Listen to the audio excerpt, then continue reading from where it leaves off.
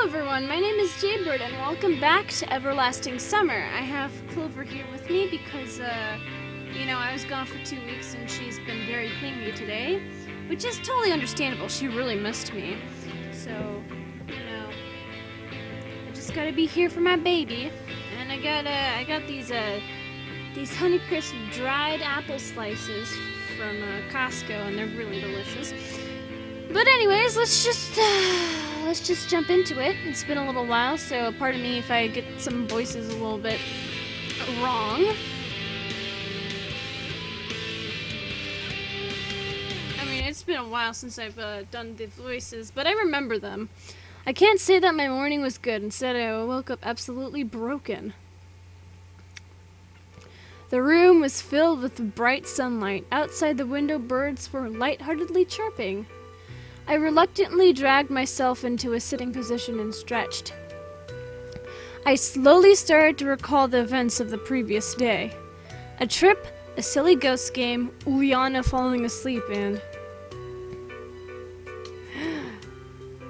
Ooh la la!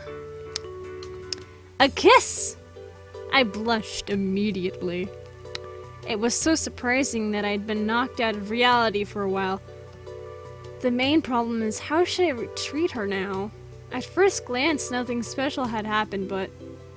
Besides, she's the last girl in the whole camp from which one would expect such actions. She seemed to me, at best, to be a little sister, nothing more.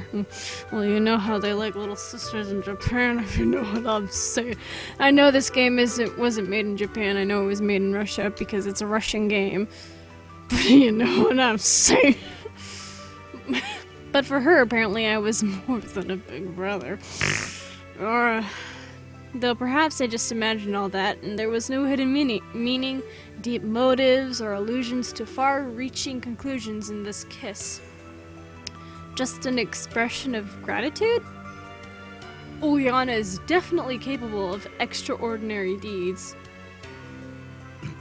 Excuse me.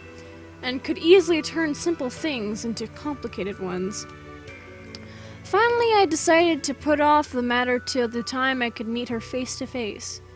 The clock showed 11, meaning Olga Dmitrievna didn't wake me up for breakfast. However, I shouldn't worry, there wasn't much time left till lunch. I took my bag of washing accessories and went to do my water procedures. Oh yes, I like that fancy talk, water procedures. I didn't meet anybody on the way.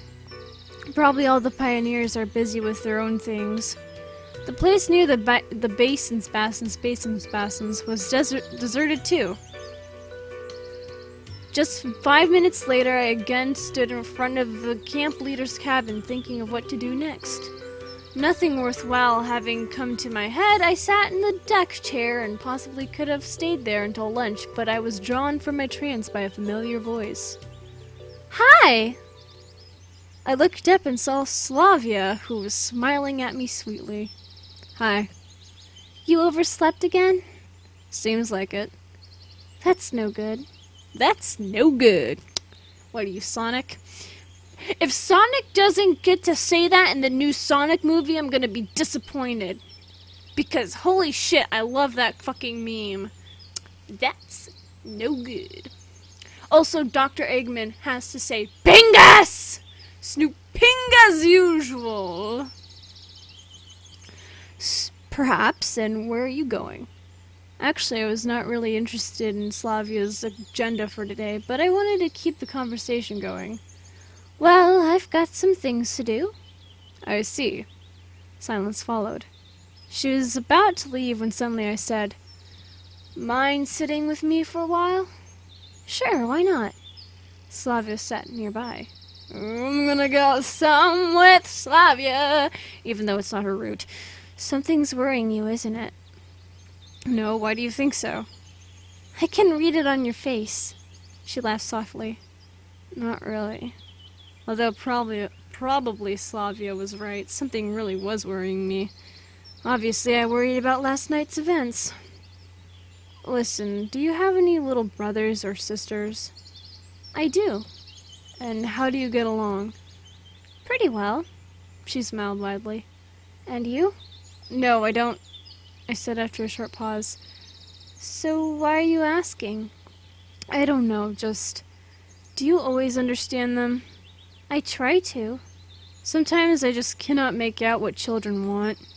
Suddenly stop for a moment. Slavia doesn't know that I am actually older than I look. To her, I am still a child myself. Those who are younger... Why? Well, I cannot always understand the motivations of their actions. They often behave illogically. Weren't you as old as then some time ago? She looked at me with surprise. Of course I was. At that moment, it seemed to me that it had been a very long time ago. And when I looked at Uliana, that time turned into a gulf of years. Well, think of yourself at that time. I was different. At least it seemed like that to me. If so, good for you. Slavia laughed again. And you? Did you also do stupid things? It depends on what age we are talking about. Well, let's say the age of 14, for instance. Well, different things are happening, she said thoughtfully. Okay, that's nice, but it still doesn't make anything clear. Maybe that's the way it should be? Maybe. Slavia stood up, wished me goodbye, and left. I closed my eyes and fell asleep.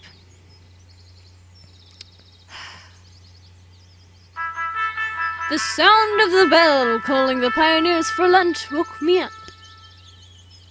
Although the sound was quiet and was coming from far away, my body worked like a clockwork automaton, and in due time I was standing near the door of the canteen. Can I skip any of this? Nope. And that's where I met Uliana. Hi there! Huh? Yeah, sorry. I already ate! She laughed brightly and ran away. I didn't stop her. After all, I had nothing to say to her. I took a meal, and was already heading to my favorite place in the corner when suddenly someone grabbed me by the hand. Ocean man, take me by the hand, take me to the land, let you understand. I'm gonna get copyrighted for doing that, but I don't care, because, YouTube's fucked over anyways.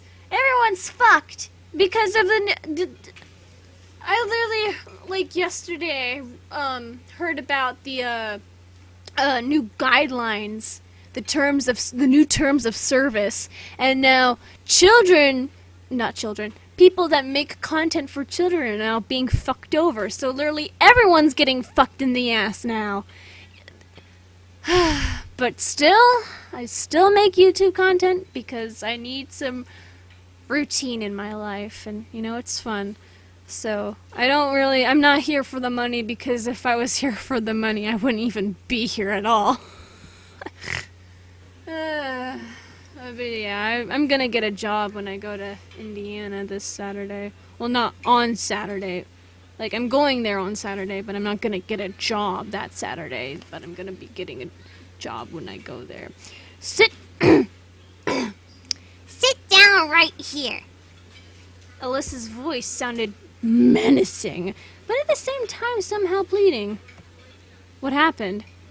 I've got something to discuss with you, she said with a slightly softer tone. Okay. I sat down next to her. So what's the subject? You were there yesterday, when she played that dumb prank with a bedsheet. It was pointless to lie to Alyssa. Yeah, I was there. That's...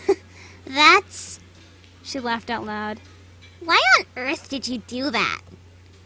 Alyssa instantly became serious and gave me a level look.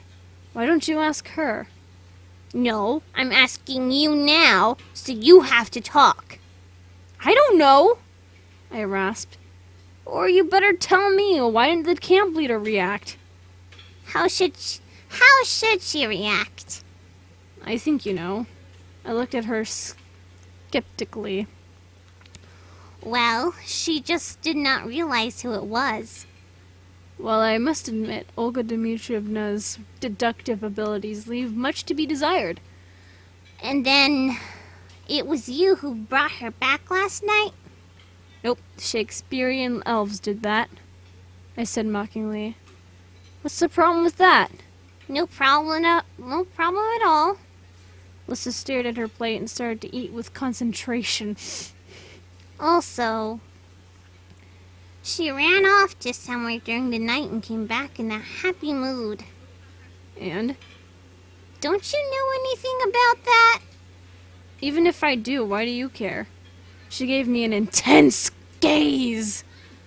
Well, I don't want intense gaze. Can't I have the happy ones or the ones that will decorate my house or give me an updated wardrobe? Why do I have to have the intense? That was such a dad joke. I'm sorry. My boyfriend's rubbing off on me and probably my dad. I was there for 2 weeks. Well, I wasn't with my dad for 2 weeks, but you know what I mean. well, I do care. I would have never thought that she could be concerned about someone else besides herself. Nothing like that happened, if you'd like to know. Nah, it's not about that. Alyssa replied shortly without looking at me. Probably it was a bad idea to bring up this subject. By the way, what's that like that? What do you mean? What you just said. What's that I just said? I tried to joke around to confuse her. Hey, listen to me. I'm watching you. Oh, I'm so scared, I said roughly, took my tray, and left the table. I definitely wasn't afraid of Lissa's words, even though they sounded like a threat. In fact, I was more interested by her concern for Ulyana. Of all the local inhabitants, she was surely the last one you would expect to worry about another person. Yeah, that's true. I walked out of the canteen and into a real furnace. Oh, God. I walked into a furnace. What is this, Hansel and Gretel? Oh, well, guys, that's going to be it for this episode of Everlasting Summer. I know this one was a little shorter than usual, but, you know, I kind of have a sore throat a little bit. It's just because of all this flying I'm having to do. I think I have a head cold. So, I'm going to rest my throat a little bit. But with that being said, if you guys enjoyed this episode of Everlasting Summer and would like to see more of this game, then leave a like down below, leave a comment down below, share with your friends, subscribe if you haven't, ring that notification bell, and remember, die safely. Bye-bye!